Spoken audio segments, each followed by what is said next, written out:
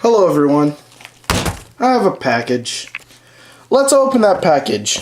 I'm Troublesome Junction and I'm bringing you an Ebby haul. Frick, I just dropped something. But that doesn't matter. So in this thing right here, we have one of my favorite Thomas characters who I actually wish does return. I'm going to take this out because this contains my information. If you saw this on my Instagram, you would know this is Hector the Horrid. I'm so sorry for this sound because, you know, if you try and cut through this a knife, it's like useless. So I'm just going to have to man up, tear this off, despite how annoying that sound is. There we go. He's in really good condition, wow.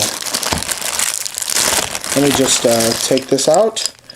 Wow, Hector is in fantastic condition. Hang on, let me just move everything out of the way. And I did drop something, but I will have to pick it up.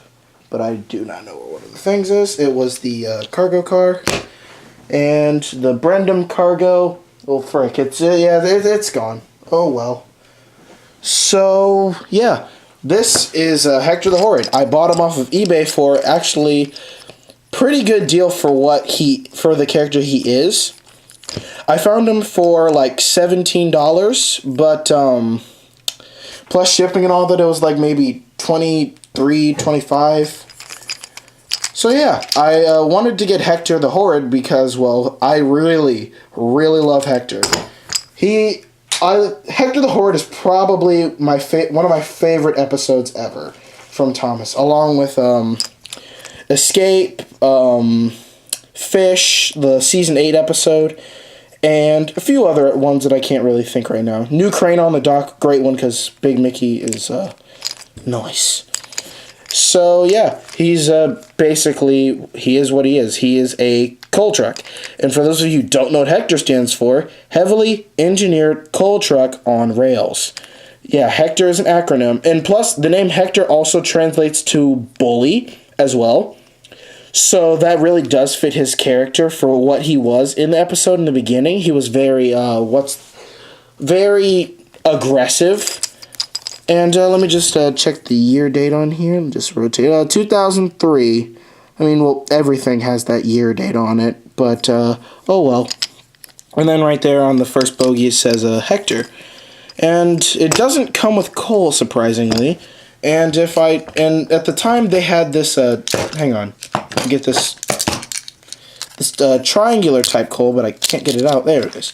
They had this triangular type of stuff, but of course this isn't coal. This is a flour. It was also used as ballast, I believe, for a Scruffy. But yeah, you honestly could not use Hector as a coal car, well, coal truck, technically. But yeah, you could not use him as that because, one, it wasn't wide enough. If you try and fit this in here, it does not go in there. But oh well. Hector on his own. I'm glad that they didn't just fill this up with coal and said, alright, send it out to the kids. I much prefer that it is empty because, I mean, I do have, in the background, a bag of coal dust over there, so that makes for some really good spills. If I look under Hector, it's kind of weird because it just has this weird, you can see right there, it's a weird dip in it. And then on the ends, it has like this little block to probably peg it into place right there and there. Has this nice red running board. The condition of this is actually, it's fantastic. Got to admit. And then it uses screws to keep it in on top. And I believe that this was done for several pieces of rolling stock. Just have a couple screws in there. The thing I like about this, he still has his eyebrows. Unlike me. Because, well, on my actual face, I do have very, very big eyebrows. But this had very thin eyebrows, and they faded away. And I know I keep saying, oh yeah, I'm going to repaint them, but seriously, I will eventually repaint these. I'm just very, very lazy. So here's a size comparison of the two. It is very, very large. Probably about, is your standard double bogey thing. And he's actually really, really tall, which should be, it's fitting for Hector's character. Because that's what Hector is. If you see him in the episode, he is very, very tall compared to Bill and Ben and Thomas.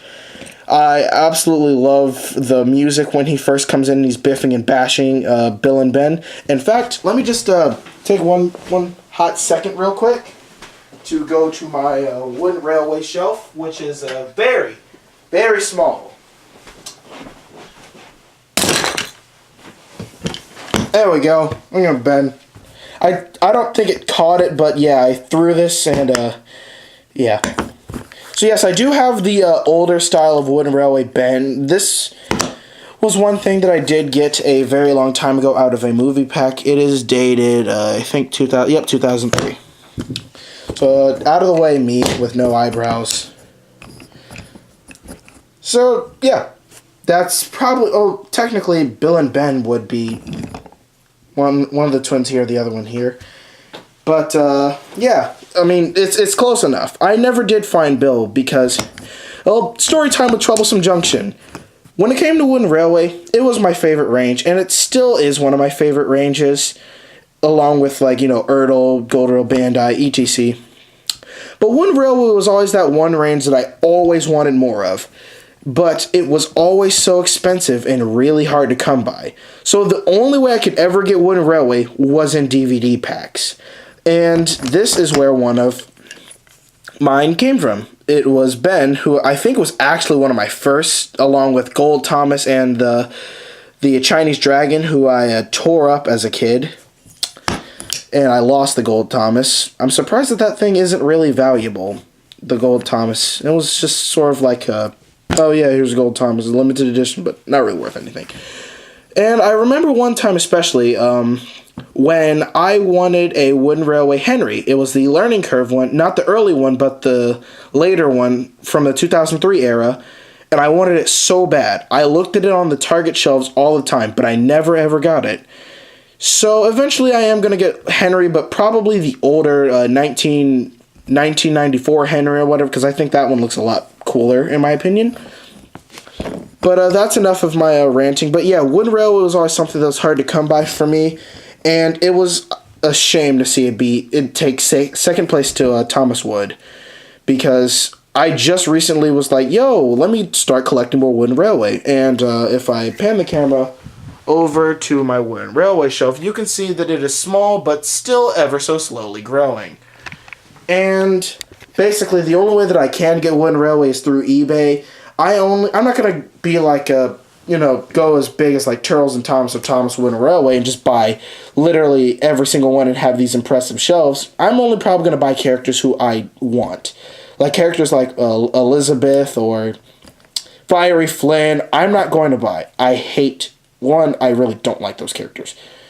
And two, they're just not really, I much prefer Learning Curve. Mattel, they did an okay job at first, but now you see Thomas Wood. But I much prefer to collect good old Learning Curve, because this is what I grew up with.